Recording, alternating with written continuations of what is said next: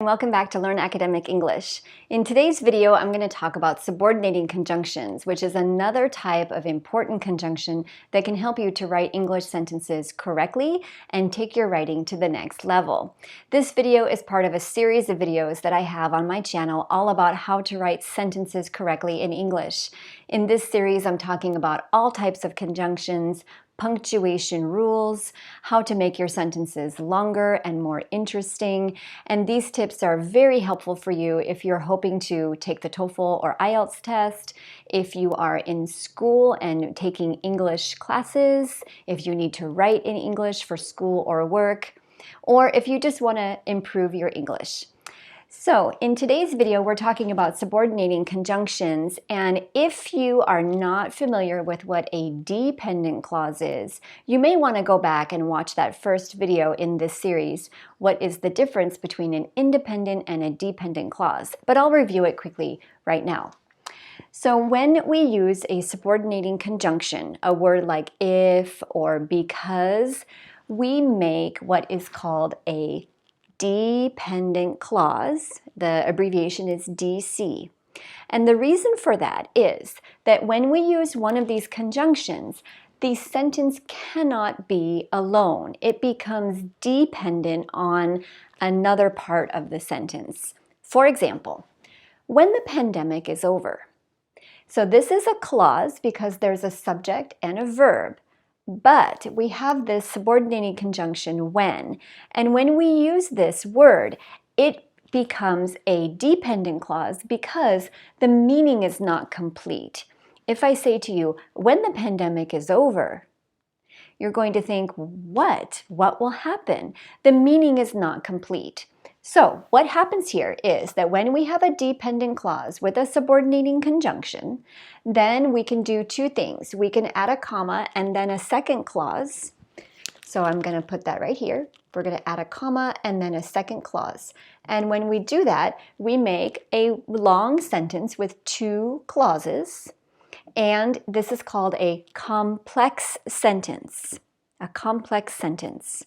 Now, the other way that we can do it is that we can flip the order of these clauses. So we put the independent clause first. For example, when the pandemic is over, I will be happy.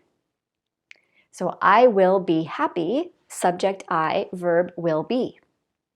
So we can move that to the front. We can say, I will be happy when the pandemic is over. And if we do that, there's no comma here. Now, there are a few exceptions to that, and I'll talk about that in a moment. So again, complex sentence with two clauses, and we have two possible orders. So let's look at the different types of subordinating conjunctions first, and then I'll show you some examples. The first type is to show contrast. Although, even though, while, and whereas. So let's talk about these a little bit. First of all, although and even though, what do they mean? They show contrast, so they're very similar to the words but or however. And you can use either of them. They have exactly the same meaning. Notice that even though is two words, while although is one word. You can also say though, but this is not as common, so I don't really recommend it, but sometimes you can see it, and if you're really struggling to add more variety to your vocabulary, you can use it, but it's just not common. Okay, while and whereas. So you know the word while. Usually you think of that as referring to time, but this meaning of while is different. This meaning actually shows contrast. And it has the same meaning as whereas, which also shows contrast, like but. Now, one thing I wanted to mention is that these two words are an exception because we always use a comma before them. And so that's one thing that you're going to need to remember, that if you put while something here, you're going to put a comma before it. In addition, sometimes you can see commas being used before although and even though, but usually this is more for these words, that there's this exception that we always put a comma first. Okay, the next type is condition. And we have words like if, even if, unless, or when. So sometimes you think that when is talking about time, but it also can be a condition. For example, when I have enough money, I will buy a car. Okay, next, reason. Because and since. Now, these words have exactly the same meaning. They show a reason. And again, you might think of since as talking about time, but in this case, it's showing reason. So if you use because a lot, maybe you want to mix it up and try using since sometimes. And finally, the other category is time, and we have a lot of these: after, before, as soon as, until, as long as, when, while, whenever, and there are even more.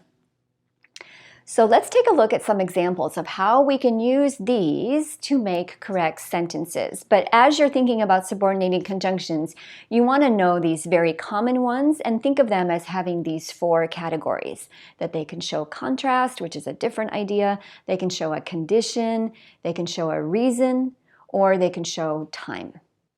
So let's take a quick look at some examples with subordinating conjunctions. And remember the formula. We're going to have dependent clause, comma, independent clause, or independent clause, dependent clause, no comma. All of these sentences are about the COVID pandemic. First, even though the COVID pandemic has been terrible, there are reasons for optimism. So notice the formula. It's this one. The dependent clause is the first one. It starts with even though, and that's a dependent clause because we can't have this as a sentence. We can't say, even though the pandemic has been terrible. That's not a complete thought.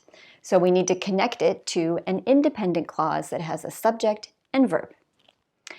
Notice here that we're going to use a comma after the dependent clause. So think that this sentence has 2 parts. It has this first part that's the dependent clause, and it has the second part, and we're going to join them together. Next, the US has suffered a lot while Australia has done well. Now here, why did I put a comma in the middle when it's following this formula? So this is the dependent clause here because it starts with the conjunction while.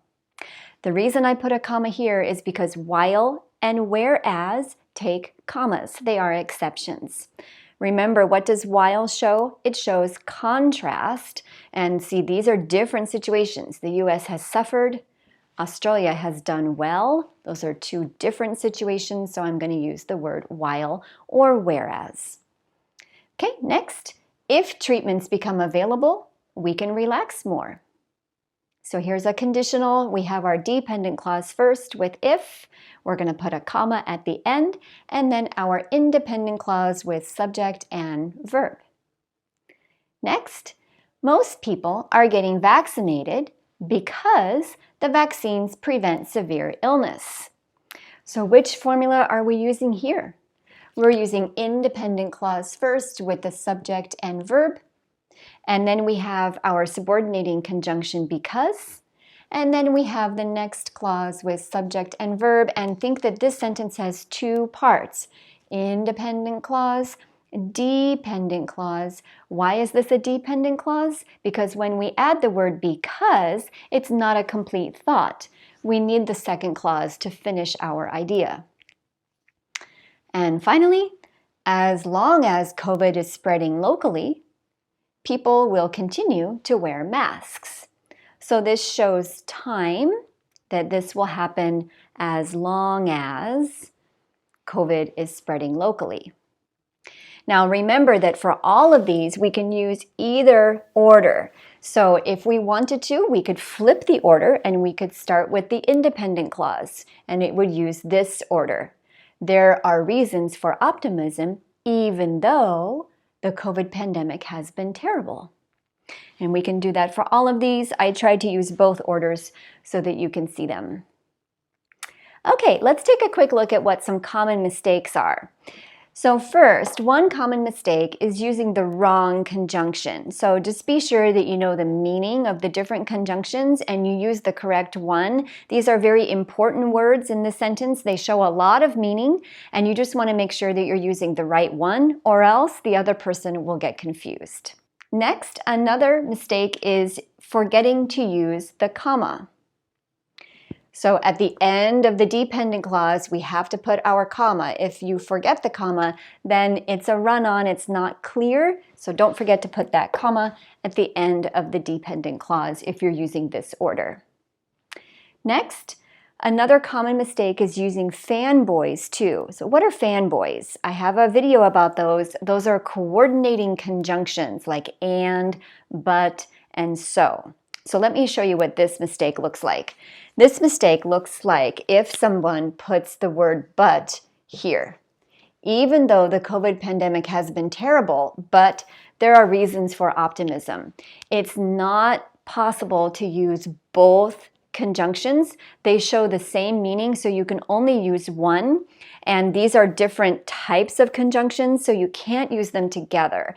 This is subordinating, this is coordinating. You can't use them together. So you can either use even though, put a comma and take but out, or you can take even though out and you would have a compound sentence.